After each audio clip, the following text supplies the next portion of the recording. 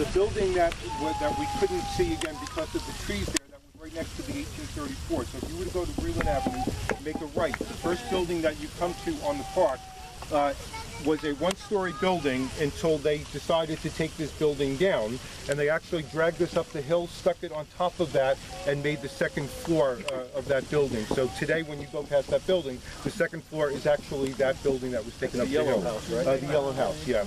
Good question. So good early adaptive reuse of buildings. And this is a picture, even if you go back to where that bridge was that we swept over, the little stream that connects the mud hole back to the third river to drain this is still there in exactly the same spot. Okay, so lots of things have changed, some things haven't. So this stuff is more river as creative use. So Joseph Hay, who was the guy who had purchased that house in the 1880s and started the waterworks, didn't only bring fresh water to Nutley, he brings a bit of culture to Nutley. And so he's also a real estate agent. So what he does with a lot of the property around here, especially the enclosure, which is part of his purchase, at this point, Nutley has got its, so again, we're in the 1880s, 1890s. Nutley now from 1868, 1870 has got the train. That you get on a train here. There were 3 stations in Nutley. You could take it to either Jersey City or Hoboken, get on a ferry over to Manhattan, and by 1904 when the path is built, you could jump on the path and go there.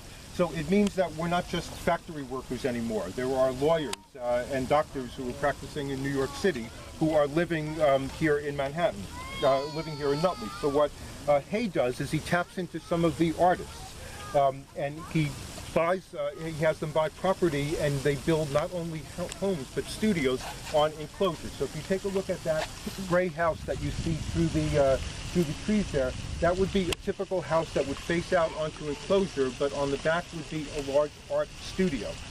One of the reasons was this was bucolic. This was not going to be changed. They loved that. They loved their big clients in Manhattan, but able to come here and relax like a lot of us like to do. But also this faces north. So when they set their studios up here, artists love northern light because the sun rises in the east, sets in the west, but on a southern tilt. So the north light never changes. So you could set your objects, your models up inside and have a steady light to paint with all day. So it was perfect for them. And we've got some big artists that live here. This individual who painted this portrait here and also decorated the ballroom of the Waldorf Astoria Hotel with these murals, and this is on the site. This was only knocked down in the 30s when they built the Empire State Building on that site. So this guy who is doing those kinds of murals is painting in his studio on enclosure. His name is Frank Fowler.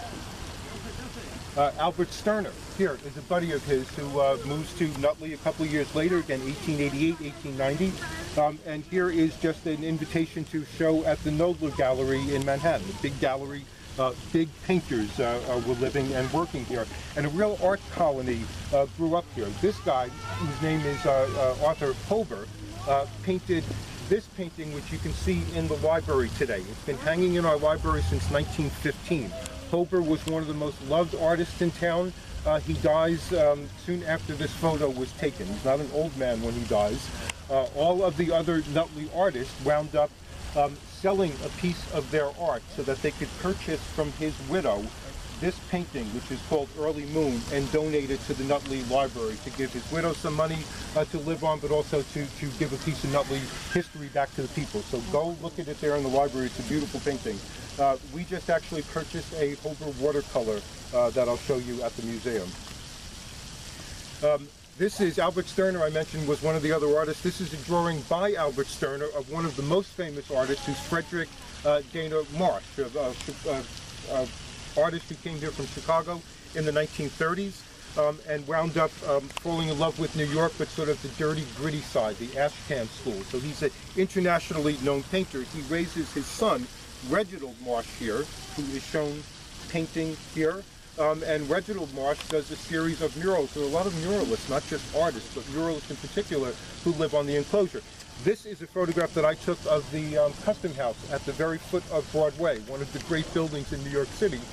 built in 1907. In the 30s, they hire Reginald Marsh, again, who was raised here as a child, to paint a series of murals about the history of New York shipping in one of the great buildings in New York. So again, a very nice group of artists that live here. This very handsome individual is an artist who purchased the house from the Marshes. So we've got a couple of generations of muralists living in the same house, 16 enclosure.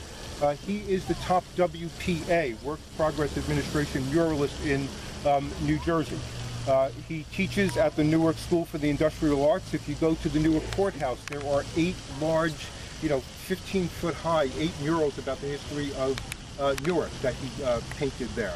When the World's Fair was in New York in 1939, the big mural inside about New Jersey in the New Jersey Pavilion was done by Michael Lenson. Michael's son is a member of our Historical Society. We've got a wonderful collection of Lenson pieces here. This is a detail of one of his pieces from the history of Newark. He is a Russian immigrant who comes to this area, falls in love with enclosure, and purchases a house here. It continues today.